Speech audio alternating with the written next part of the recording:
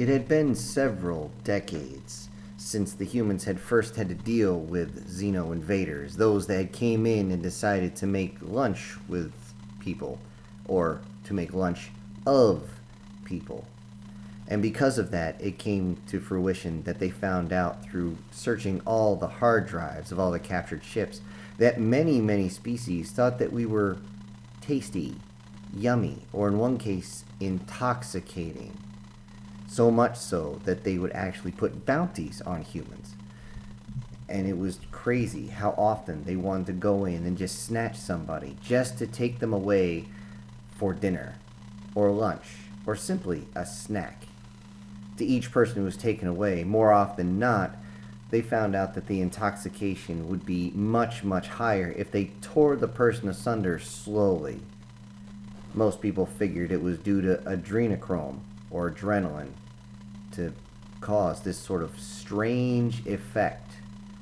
It was to the point that, in one case, one of the captured Xenos that they had, when they saw that a human had been injured and there was fresh blood in the air, that they simply sat there in a trance and drooled.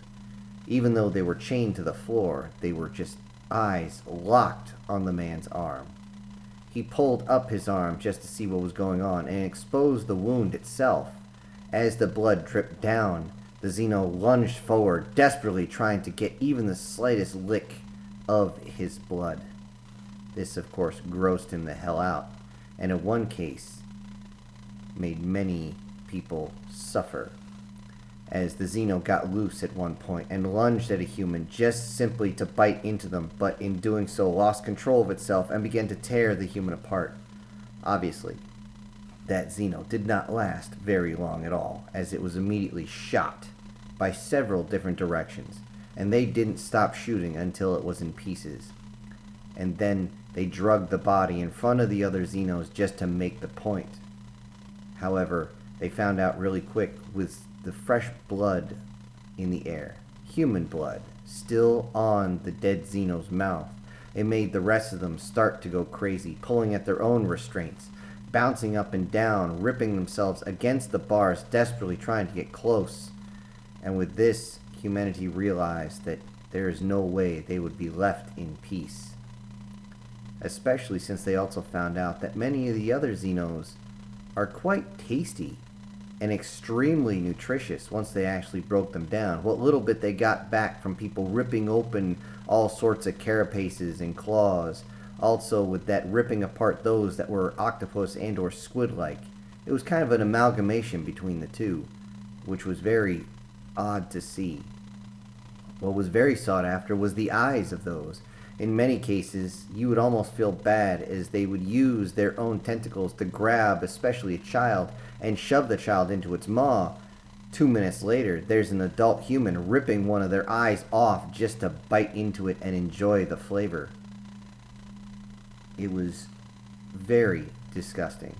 And if this is what the universe was like, simply ripping into other species just for, well, flavor, to sustain their palate, to enjoy the bounty that they had brought, well, so be it, because us humans are used to hunting shit. We're used to catching a whole bunch of things. Many of the bodies that were simply dropped into the ocean were simply mauled by sea creatures. Anything that fell in the forest that humans did not get to, other scavengers would basically tear each other apart trying to rip these Xenos to pieces just because they were so good, so tasty. It was to the point that many of those that had chewed on the Xenos themselves were kept away from military service as they would start to get addicted to that taste too.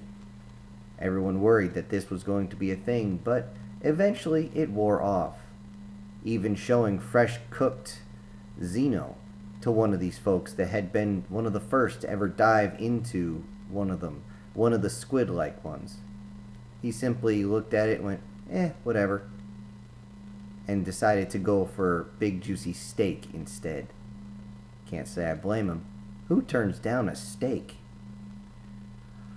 All in all, they wanted to make sure that humanity was not going to get damaged again. Originally, the idea was to make a defensive fleet around Earth and just have some satellites and make sure the Xenos didn't come in and bother them again. Well, that didn't work. These crab-like sons of bitches came in full force, but they found out that, hey, guess what? We were waiting. Humanity had torn them to pieces, not only figuratively, but literally. In one case, the word went out that they had to stop firing at the enemy ship after they had disabled it, but the gunners didn't care. Every gunner on the destroyers just kept firing until there was nothing left of that ship. Their rage could not be ignored, nor was it punished. As it turns out, those on the surface figured, screw it. They came here for a fight, they lost. That's the rules of war. You lose, you can't say anything about your treatment. If you're treated well, just be grateful. And if you lose, just hope it was quick.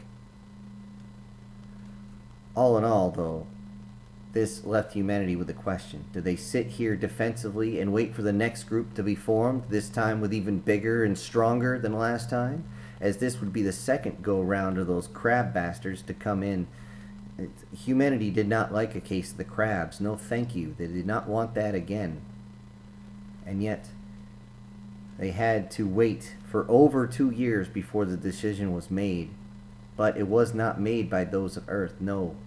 Mars had decided to build their own fleet in desperation to make sure they were not targeted.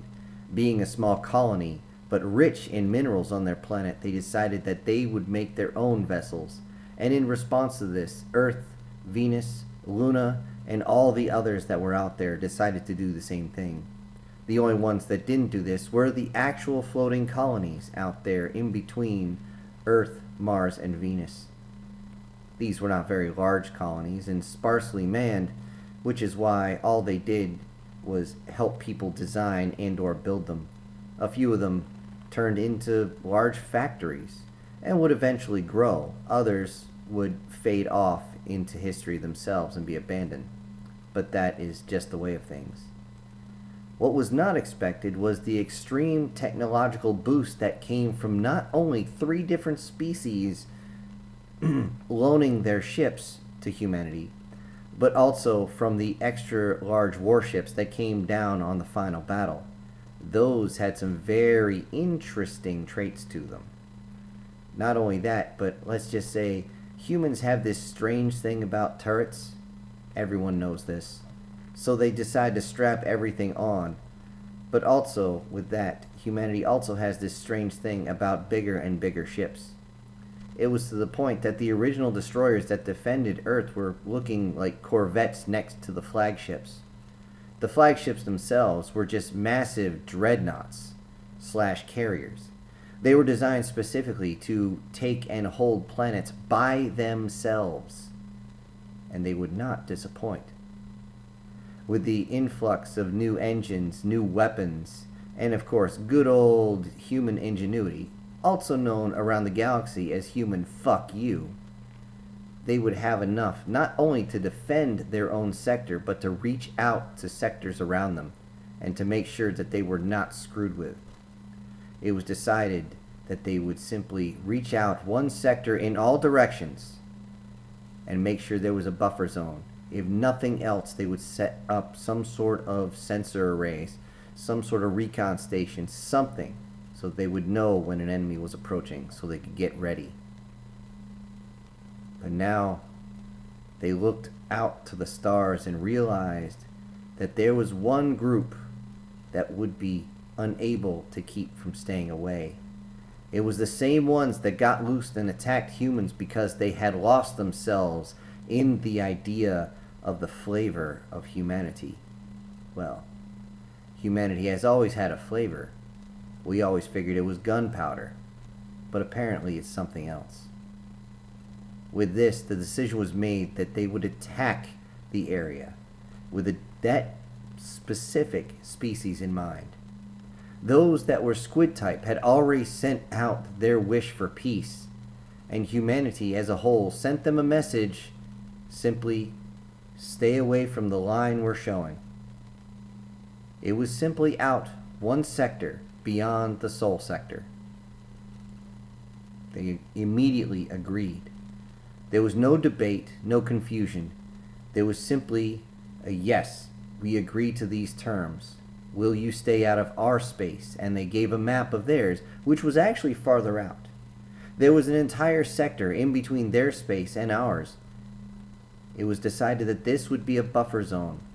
It would be left alone by either side, not being military manned by either side with anything larger than a 10 personnel group. And this 10 personnel would only be armed with self-defense, and that was all. They could not colonize any planets there, or moons, satellites, or anything for that matter. Even mining was off limits. They agreed without hesitation, as they realized that humanity, especially now that we had our funky exosuits, could rip them apart and would easily start ripping them to pieces with our bare hands even, and start chewing on them. This, even on the small video that they saw, when it was brought up, they started shaking. The top of their head would just start shaking almost violently. It was found out later that this was a sign of distress, a sign of fear. And most people didn't even realize what the shaking was when they started tearing these folks apart. It was unanimously decided that it would be left there. That only left two others to be a problem. The crab species that now was also afraid of them. Although when humanity reached out and said, "This is the line in the sand, don't cross it," they didn't respond. But the fact that they did not respond to several messages sent on every frequency spoke volumes across the entire universe. It told us that one of two things was going to happen. Either they were going to listen to this and we didn't have to worry, or they were getting ready for another fight. If that was going to be the case, humanity would send everything, and there would not be anything left of those damn crabs except a steaming pile of hot pot, actually, because they would feast on them. Humanity would chew them to pieces, literally. But that left one. The one species that humanity worried about, the one that was addicted, and the one that was addicted would about to be faced with an entire human fleet. As the fleet jumped into FTL and went towards that sector, the closest one that had this enemy species in it, they worried what they would find. And they did not disappoint. Apparently, this species could see them coming, because as the humans entered the very edge of their sector, dropping out of FTL, trying to make sure that there was possibly a peaceful way to end this, they realized that this species had brought an entire armada, not a battle group, but an armada with them. Humanity shuddered at the idea of this. They were facing at least 30 or 40 to 1 ratio, but they wondered what type of weapons were actually on these ships, as they had only seen carrier ships come in, cargo ships basically. They had not faced off against actual warships, not against this species at least. But if the warships of their competitors were anything to go by, this battle would be rather one-sided. As humanity moved closer towards the central planet, that would be the one that was colonized. They sent out a message that they wanted to talk.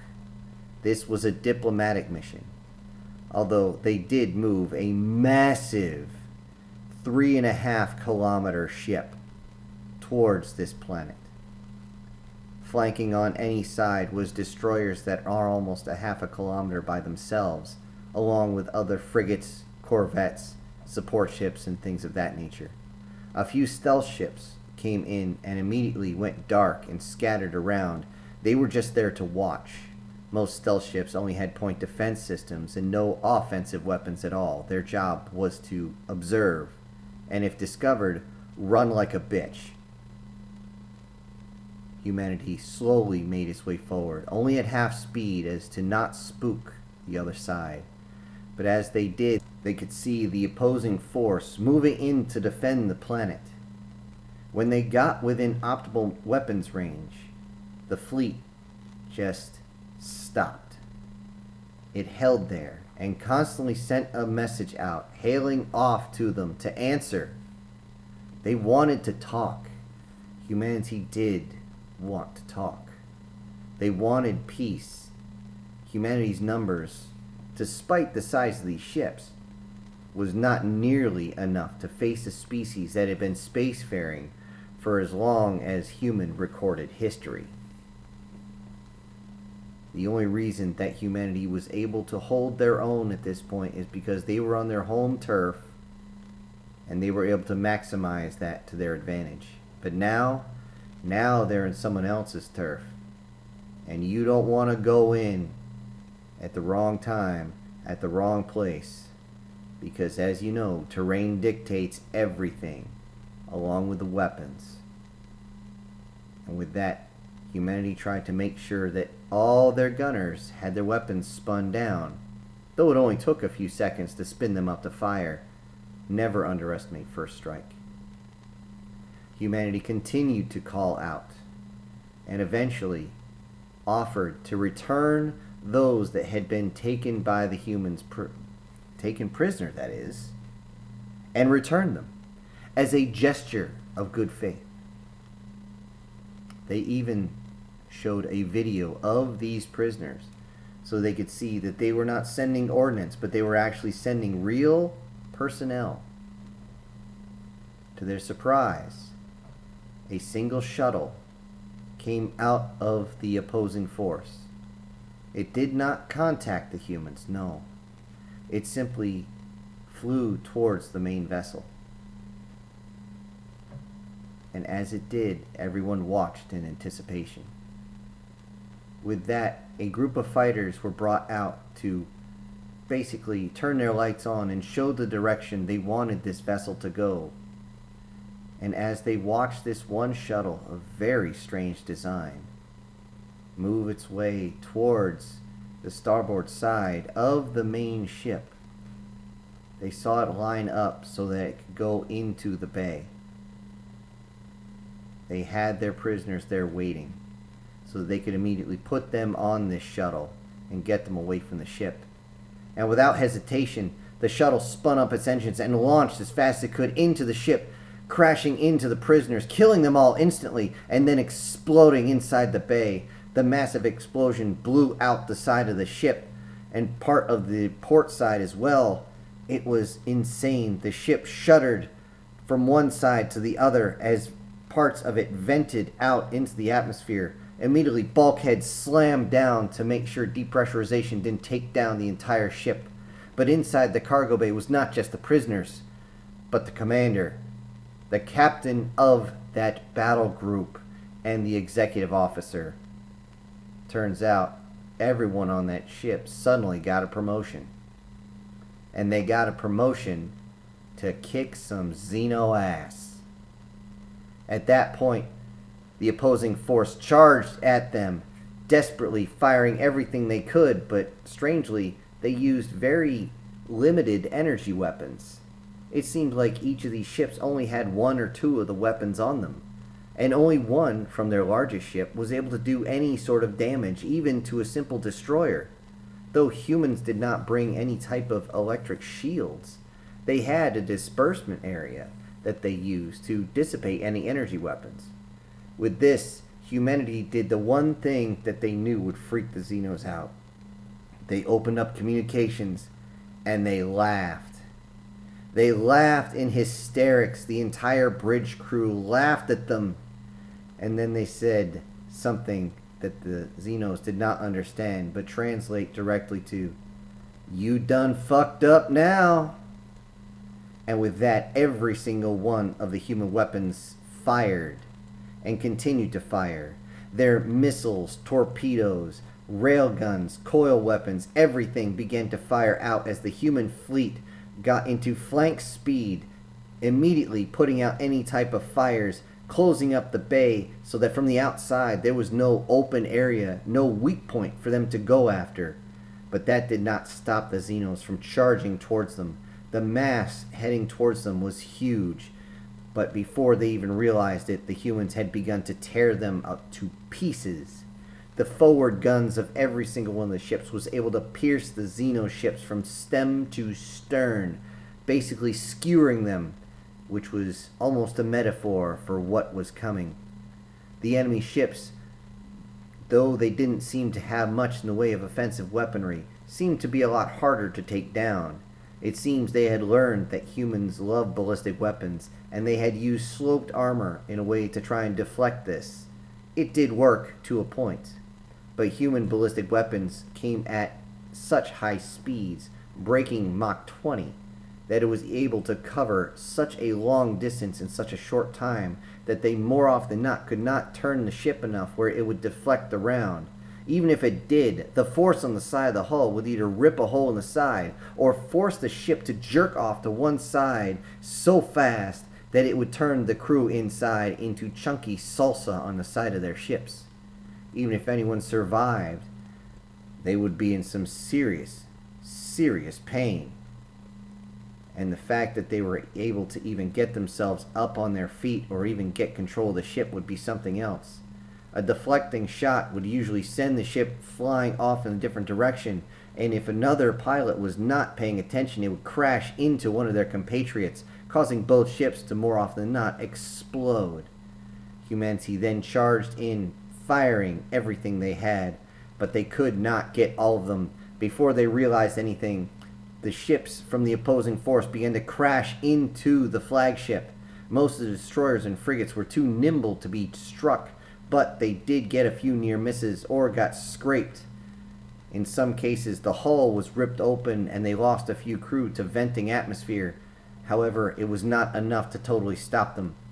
Humanity did the dance of death in the stars as they moved around. The flagship was too bulky and was constantly being perforated by ships as they crashed nose first directly in. Everyone knew what they were doing. They were trying to flood the ship. They were boarding it. But humanity was ready. Inside that ship, a sergeant got his men ready. They were already in their exosuits. They already had ordnance in their weapons designed specifically for ship-based combat. And they began to clear the areas as soon as they knew where the Xenos were. In one case, they were running down the hall to one, and another one burst in right next to them and began to open up. Without a second thought, they raised their weapons and began firing into them, ripping the Xenos apart as they ran towards them, blades asunder. It was crazy. Why were they coming at them with blades? Why in the ever-loving crap would they do that when guns are so much more effective? We know they have some sort of projectile or energy weapon. Are they just trying not to punch another hole in the ship? But they didn't have time to worry about this. After they cleared everybody on that ship, at least that were disembarking, they realized that the ship was trying to fire some sort of retros to rip itself out. Oh, hell no! They ran inside and began to rip the pilot and crew apart. The pilot and crew constantly kept trying to surrender, but let's face it, you piss off humanity enough, they're not going to give a shit. And they didn't. In several cases, those that were on side would see the humans get the idea that they could bite through the suits and run at them, claws and fangs first, chomping into them and grabbing a hold with the fangs and all the claws and not realizing you're not getting through the suit, dumbass. At that point, you couldn't see through the lens, but the human would turn and look and smile at them. Simply raise the weapon to the Xeno's chest. Boom. Don't eat your heart out, baby. And it would just push it away. The 0G that would happen while that was going on was enough to make sure that there were bodies floating all over the place. Blood droplets were everywhere, and it was a constant hassle of trying to wipe the front of their masks off as they kept on moving. The young sergeant kept going, and young is in relative terms at this point. What no one had realized is that humanity had gone into genetic engineering. Young was anyone under 200 years old at this point. He continued to move through, leading his men, losing none as they continued to rip the Xenos apart, but the ship was taking more and more damage as it went along. and eventually one of the enemy's large ships came in, and what they could not see but they heard sirens of is the front of the enemy ship actually opened, almost like a maw, a claw, or fangs itself, as it dove into the ship to grab a hold. What were they thinking, is all anyone could say, as the front of the ship was crunched into. The hull was far too dense for them to actually destroy or crush, but it was enough that the ships were now joined together and they were not coming apart. With that all around the ship, it happened. They had another one on the starboard side, directly in the center. On the port aft side, it was crunched into. It was like piranhas trying to tear apart a hot dog thrown into the water. But they were not thrashing around. No, they simply grabbed a hold of, and then umbilical shot forward and started cutting their way through the hull. They thought they could simply outmaneuver the humans, outnumber them, and crush them. But no, this was a bad idea, because it took several minutes to cut through the hull. The plating itself was almost a full freedom foot thick, so it took a long time. And as they cut through, just as the piece of metal slid away or was pushed away, the humans were on the other side, and the young sergeant sat there on one knee in the center of his group while everybody was around him. And he simply would look at him and say, "Hi, how you doing?" And then a blast of weapons fire would begin to shred the Xenos as they tried to clamber over each other to try and attack the humans. It wasn't long until the last of the enemy battleships, the ones that had clamped on, got into position but realized that the battle was going poorly, as they realized that they were not getting a foothold on the ship itself. They began to fire into the ship as best they could with the weapons they had, but it wasn't doing enough damage. Even the point defense system from the human flagship was just tearing at them. The small ships of the enemy fleet had been torn to pieces. The whole area was covered with debris bouncing off their hull, and the captain must have realized what was going on, as he turned his ship around and got away from everyone enough that he could activate his FTL, and he was gone like a fart in the wind. Those that had attached on to the human flagship faced all sorts of death. As they tried to rush in with their blades, it was soon apparent what they were trying to do. They realized that their weapons, their projectile weapons and their energy weapons, were not strong enough to get through the exosuits of the humans, so they were trying to cut their way through, and unfortunately, it worked. If they aimed for the joints, they could actually sever an arm or a leg, and they thought for a moment that they could win the fight, but then the smell of blood got in the air, and they all became ravenous towards the one human that was cut open. It was horrible to see. Even as they were getting shot up, they would charge in and try to rip open more of the suit, trying to get anything from the human. The blood in the air was so intoxicating that they all just went for it and were easy pickings for everyone else.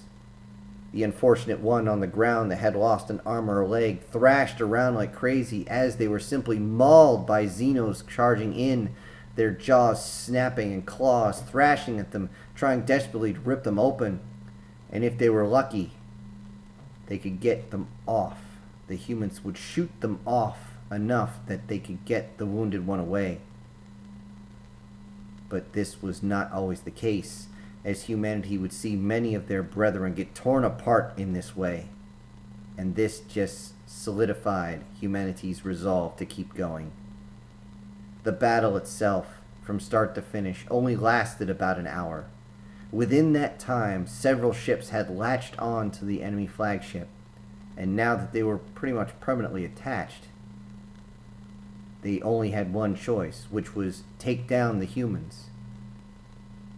The small ships had already been torn to pieces, and a good thing too, because humanity had actually begun to run out of ordnance to throw at them. They were simply down to point defense cannons and their few energy weapons that they had to fight the enemy fleet. But now what do? They're stuck adrift. You can't jump with all these things attached to you, ships that are just as massive as your own. The jump engines would have to be enlarged and also bring in far too much power. So now what the hell do you do? Well, you call for reinforcements. The problem is, it's going to take time. It's going to take more time than they were outfitted to go for. They would need a refit, but that refit wouldn't come in time. So you would have to find something else to fill your time with, and also fill your cupboards. With this full understanding, the engineers went to work trying to understand the enemy fleet and figure out their technology. The soldiers began to gather all the dead of the Xenos together and put them in some sort of cooling area. You couldn't just vent them to space. It doesn't cool that fast. But they did get enough. And it was not long before somebody grabbed one of the alien bodies and dragged it all the way towards the galley and screamed, "Hey, Cookie, can we eat this thing?" As he raised it up above his head with one arm. One of the cooks looked over to him, looked it up and down, and said, "Yeah, sure. It may look a lot like a gator, but they taste like chicken."